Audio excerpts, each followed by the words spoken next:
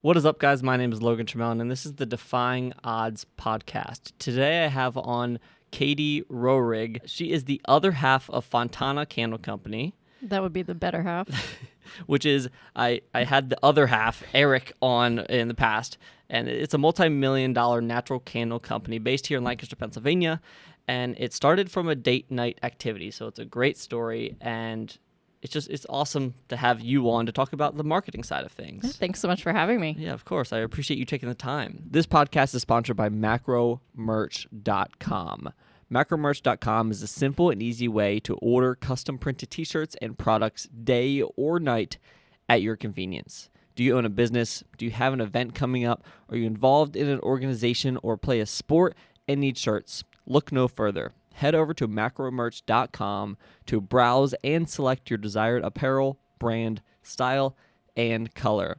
Next, upload your logo, pick your sizes and quantities, use code DEFY at checkout for 10% off your order and free shipping. That's DEFY at checkout for 10% off. So let's get right into it. So we talked about Eric. Eric was on the podcast. We talked about his side of things, why he wanted to make candles and all that stuff.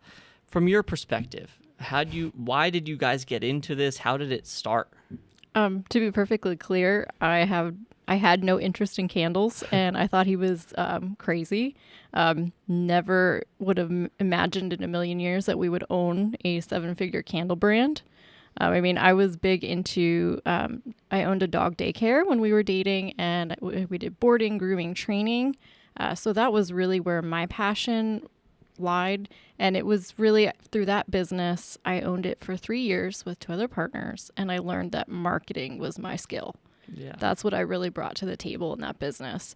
So when Eric started making his candles, it was like, okay, this might be something fun as a hobby that I can market for him. Mm-hmm. And it just sort of took off, but I never would have imagined it is what it is today. Yeah.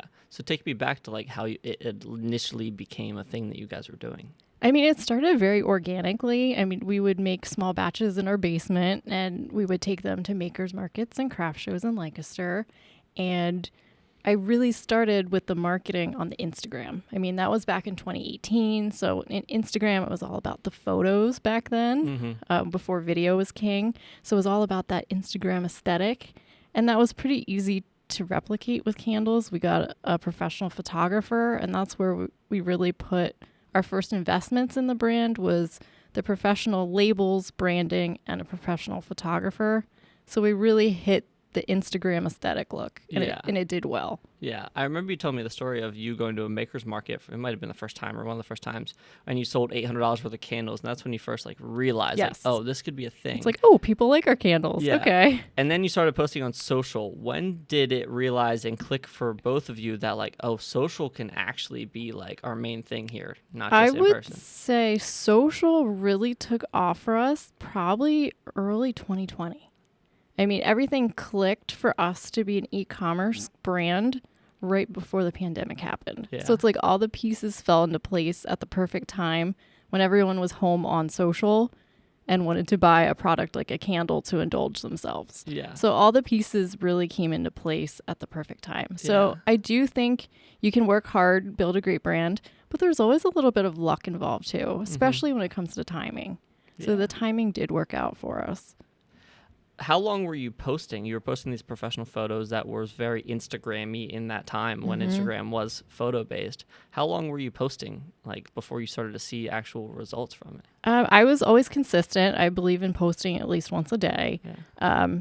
I would say it did take a good 2 years to really build up a following and build up an engaged community. Because once we got away from just the Instagram aesthetic, we did get more into education and really through our content educating about toxins and fragrance. And that's when we really started building that engaged community. Yeah. So we have a great account. We have 40,000. We hit 40,000 this weekend on Instagram, but everyone is super engaged. Yeah. So I think that makes a big difference with our account. Yeah, for sure. When setting up the brand and getting into natural candles, how did you capitalize on it being very niched? So I am our best customer. So I really understand what the customer wants, and I understand the customer's pain points because they're my wants and pain points. So I think it's very easy for me. I mean, our customer is typically 24 to 45. Yeah, she's a female. Yeah. A lot of young moms have families, and they want to be as healthy as possible. Fitness is important, eating well. So just truly understanding the customer helps me talk to them through our social media. It's very authentic because it's my real life. Yeah, that makes sense. And going a little bit into your niche and like why you got into that, tell me a little bit about your adversity in the past and how that played a big role into your why behind natural candles. So when I heard about your story, I really felt a commonality with you because I also, not to your extent, but I dealt with chronic illness for several years, and no doctor could figure out what was wrong with me.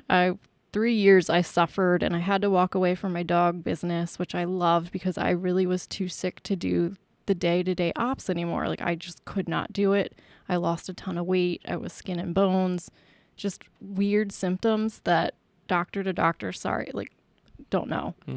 So I went to Instagram to learn more about natural health and natural living, and scrolling through, finding accounts, finding health influencers that also had the same things going on. So I was able to finally find a doctor on Instagram who ran labs. Never met her before in person, but she ran labs for me. And she said, oh my gosh, your mold levels are like 10 times higher than what they should be. Like you were exposed to toxic mold at some point and your body's not detoxing it. So I followed her recommendations and I healed. So a lot of those people that I went to for this education are now some of our biggest affiliates. So they love sharing our mission and our candles. So we really came full circle. But then also in my health struggle, my dad went through a health struggle as well, and he actually passed of lymphoma in 2019. So it was very unexpected, his passing, and it was very difficult on me. So I really do our mission to really honor him now. Yeah. I remember you telling me that after that happened and after you went through that, that made you really realize how important the candle company was. Yes. Yeah. I mean, at first, right after he died, I was like, you know what? I don't want to do the candles right now. Like, I just need a break. But I really realized that, again, through what we were doing, it can be a way to honor him. Yeah. So now I do have a renewed passion, and I do love what we're doing. To be able to help people through something like a candle, that's not really a product that you typically help people with, but we get to. So I feel like that's a really cool why. Yeah. So what were the things when you were dealing with the health issues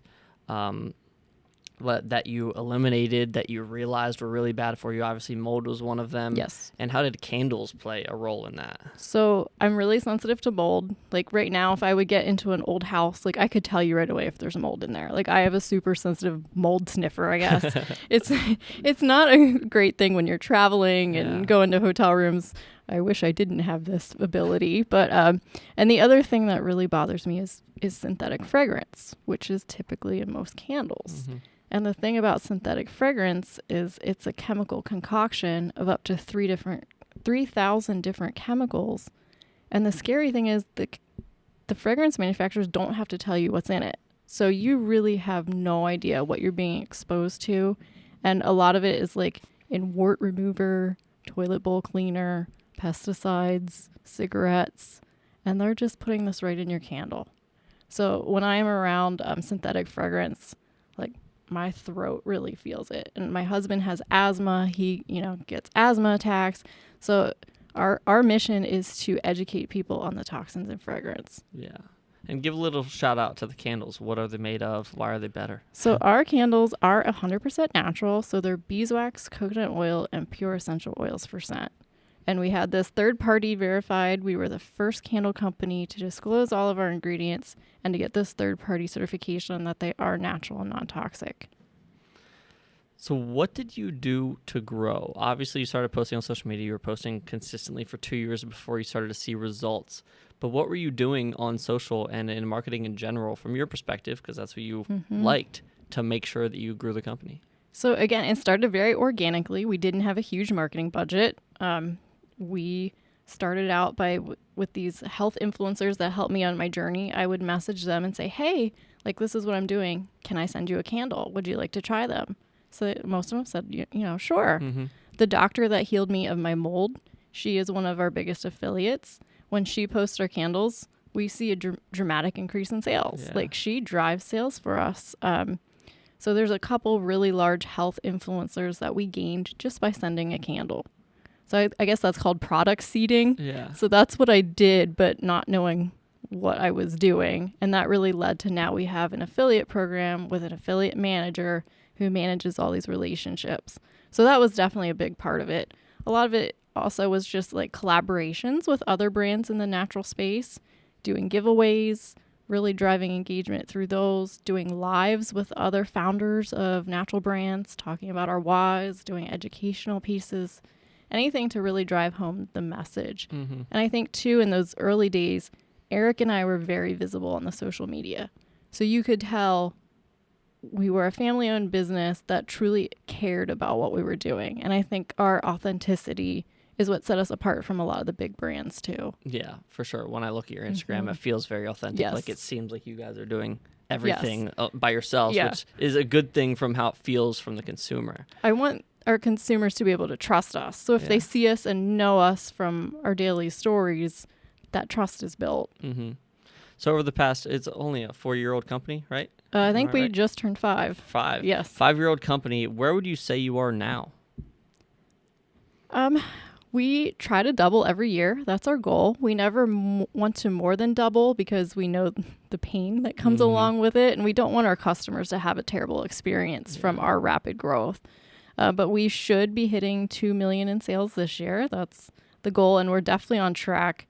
I mean, at this point, we're on track to even triple last year. So we'll see how that goes. But right now, we're in the process of really building an amazing team. We're at the point where Eric and I can't do it all ourselves. It's just too much. It's too overwhelming. So really putting together processes and procedures, an amazing team to do what we need to do. Yeah. And that's both with the manufacturing and also in the marketing. What do you think has been the biggest challenge? This can be in the business, this can be personal. Just what has been the biggest challenge in, the past 5 years? I mean, right at this very minute, it's just as we get a larger and larger staff, there's 10 of us now. It's how do we manage the staff? And it's very different for me. I love to just sit and work on my marketing by myself. So be having, 10 employees that we have to really make sure that they're doing everything to the T. It's been a struggle for me. And Eric and I don't always see eye to eye on the management of the team. So that has led to some personal issues as well. It's very hard to say, we won't bring work home, but we do bring work home. I mean, it's our business. It's our baby. We're basically working 24/7. So I think this year we also need to work on setting some boundaries that after a certain time, like, there's no more business. Yeah. So outside of setting the boundaries, what else are you guys doing to make sure you don't drive each other crazy because you're spending so much time together? I don't know. We're doing a good job. We came here today. Yeah, what are we doing? I guess it's important for us to understand we won't always agree on everything. So it's finding that compromise that works, but also not confusing the employees. Yeah. Like, if there's a struggle between us, it's like, okay, Eric's their superior, so I have to, find a way to work it out with him. But we realized we weren't doing a very good job of it, so we did just hire a manager. Yeah. So all the employees will report to the manager, and then the manager will report to Eric. So hopefully this will alleviate a lot of the issues we're experiencing now. I think that's healthy to realize that it's never going to be perfect. No. And you're not going to have the same opinions all the time. Yes. I feel like we see too much of that today where people just demonize each other because they have difference of opinions when in reality that's natural. I have very high expectations and Eric has like no expectations. So it's like, how do we meet in the middle? Like middle expectations. Yeah. That's funny. Keep each other balanced. In terms of social media and growing on social, how do you stay on top of all of the different trends and platforms and things going on and managing affiliates? Obviously, you started in just Instagram and just photos, and it's a lot different now. There's a lot more to do. It can be overwhelming. I mean, keeping up with social, the algorithm, the trends change every day. So it's like, it's easy to drive yourself nuts that you could be doing more. But I mean, I'm on social every day. I can see what trends are going on and I can replicate them quickly. I think that's the great thing about being a smaller brand. It doesn't have to go through different levels of management. I see a trend, boom, I can film it and get it up. So I think that's the important thing of just staying agile in your marketing. We're always pivoting.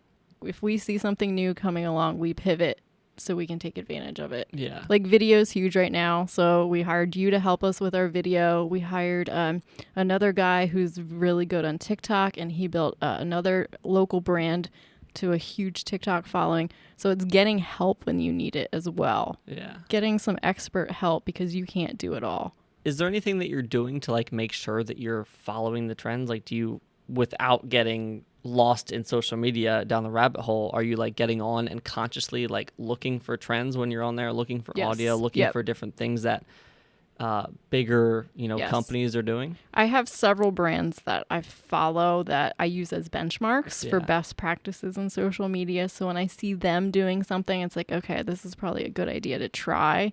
And two, when I'm just on social media, I'm never just aimlessly scrolling, although it can seem like that. I'm always looking at my social media with the eyes of what trends am I seeing in our natural space? Yeah. Like what can I replicate right now? What content's doing well? Oh yeah, I could make that. So I'm never just aimlessly scrolling. There's always a method to my madness. What are some of the specific like projects or videos or ideas that you found and executed on that you saw the most success? So we really watched Taylor Chip. They're a Lancaster-based cookie company, and they went viral on TikTok for going up to people in Lancaster at different locations with a box of cookies. And the guy who did it, Cameron, would give people a cookie and ask them to rate it on the spot of a scale of 1 to 10. So I was like, that's genius. Because so simple. On TikTok, it's really about the interactions. It's not about the product. People don't care about the product. They want to see those interactions. So it's like, okay, what can we do in our space to not replicate that, but do something very similar? So last year we came up with guess the product from the ingredients. It didn't do well on TikTok, and it might have been my fault, but I mean, we went up to people in Lancaster County. We had our employee Sierra, who has a really big personality. She's made for it, and she just had a big poster board, and it had all the ingredients on a conventional candle. So all these long chemical names that no one can read. And she went up to a couple of people and said, hey, can you guess the product from these ingredients?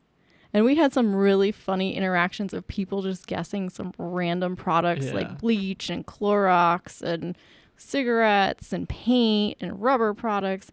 And then she'd be like, no, it's a candle. So that content was really funny. Yeah. And we wanted this year really focus on doing more interaction-based content like that. Like we want to do a random smell test where we have people smell our candles and then smell chemical-based candles and get that initial reaction upon smelling. So we really are looking for that interaction-based content. Where do you see the most return out of all the marketing that you're doing? Is it your newsletter? Is it your organic social post? Are you doing paid social? Is it all your affiliates? Is it stores? Yeah, so I would say it's a combination. I mean, certain things do well at certain times. Like during the holiday season, our influencers are on. They're sharing about candles because they're sharing about gifting items. So during the holiday season, you can't touch our influencers. They drive us so much traffic, especially holiday gift guides. You always want a candle in a holiday gift guide.